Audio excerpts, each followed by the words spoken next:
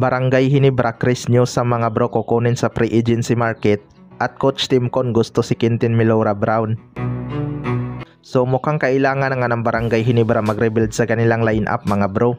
Matagal-tagal lang nga silang hindi nagka-champion dahil sa kanilang rival at TNT tropang 5G.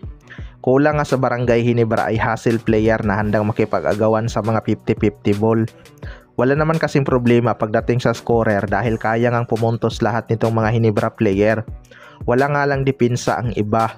Ayon nga sa source mga bro ay inaabangan na daw ng Barangay Ginebra itong si Chris Newsome sa free agency market.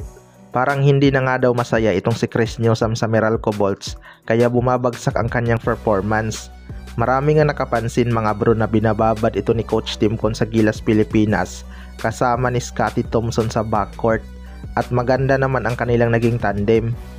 Well, para sa akin mga bro, hindi talaga malabong lilipat itong si Chris Newsome kapag naging free agent. Dalawa nga sa former player ng Meralco Bolts ay bumagsak sa Barangay Ginebra.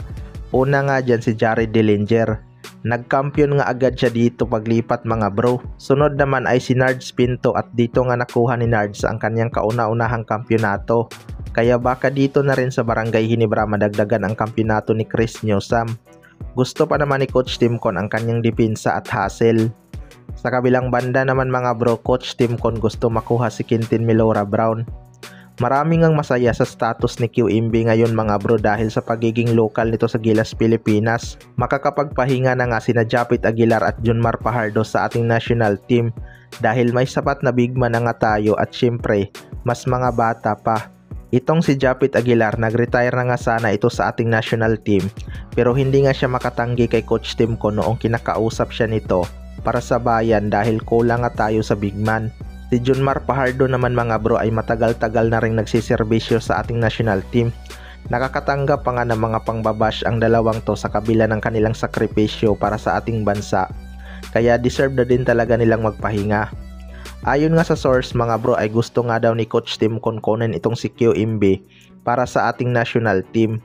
Malakas nga ito sa ilalim at physical maglaro which is isa sa mga gusto ni Coach Tim Con. Baka ngayong November mga bro ay makakasama na itong si QMB sa Gilas Pilipinas. Kasama pa naman natin sa grupo ang dalawang malakas sa Asia na Australia at New Zealand. Sana makumpleto na din ang Gilas Pilipinas sa panahon na yan upang makabawi tayo sa Australia at New Zealand. Si Kai Sotto kasi talaga ang missing piece ng Gilas Pilipinas mga bro.